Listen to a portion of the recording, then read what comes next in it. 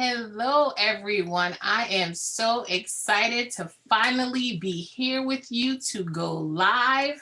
Yes, yes, yes. The moment is here. So I am super excited and thankful for the opportunity to be here with you all today.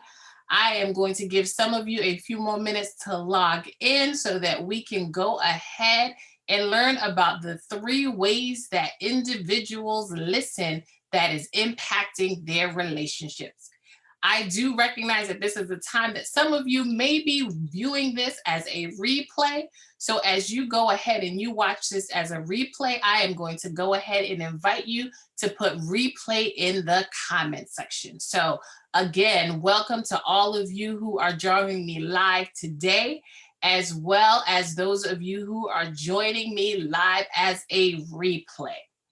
So today I wanted to take the time to share with you what are the three ways that we are all communicating by listening that is truly impacting our relationships. So who is Janelle? I wanted to share with you a little bit about who this Janelle is before we jump into those three reasons. I am Janelle Clarke-Holley, and I have the distinct honor of working with individuals who are seeking to identify and remove relationship roadblocks in order to receive and reciprocate love with their soulmate. But I felt like it was important not just to share with you what it is that I do, but to also show you what I do. So I am going to now share this video clip with what we get to do.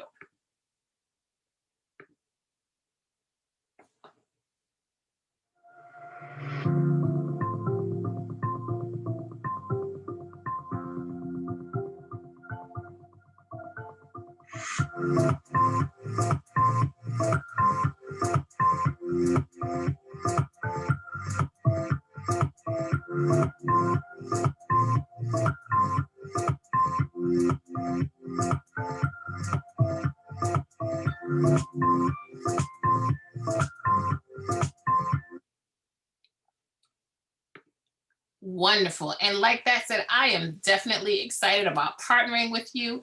And that's why today I wanted to partner with you to share with you those reasons.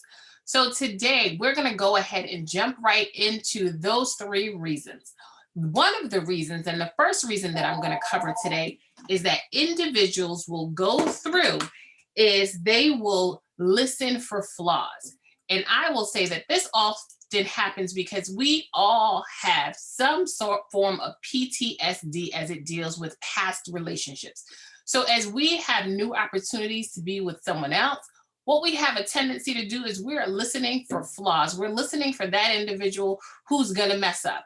Is that young man, is that young lady saying they're going to call you back and it's been 2 days and they haven't called you back?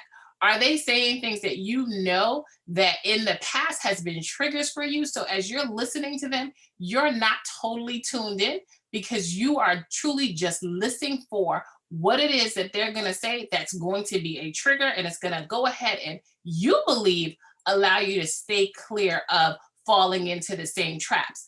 But I encourage you in all of your relationships, no matter who you're dealing with, be it a romantic relationship, be it family, be it work, do not listen in that capacity.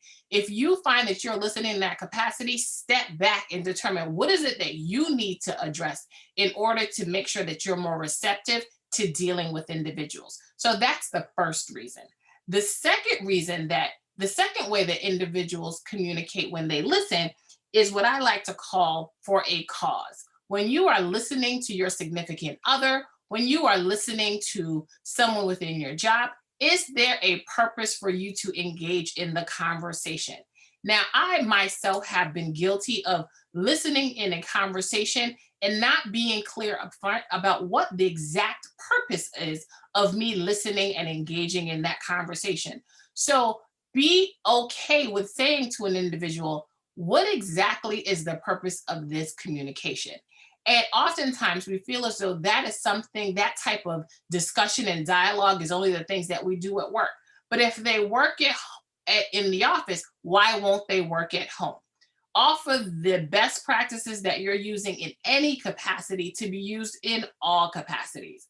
One of the things that I really encourage people to do who have the opportunity and who are working with me is to get comfortable and give yourself permission to let a person know when you are not in a receptive space to listen. Oftentimes, I would find myself when I was in a work environment and people came to me fast and furious with questions. There were some times where I would have to stop and say, at this moment, I want to listen to you, but I cannot listen to you. And that's okay. I'm giving you permission to use that language. Use the language to allow others to recognize that just because they can see you does not mean that you are in a place where you are ready to take in information.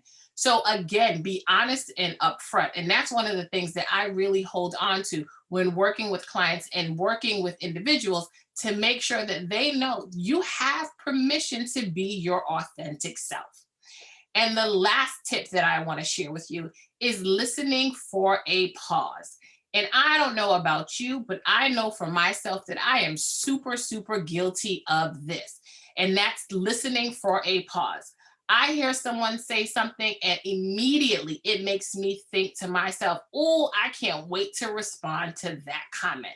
And at that very moment, I stop engaging in the conversation and I stop listening. Again, I am guilty of it, and it is something that I am continuing to grow in.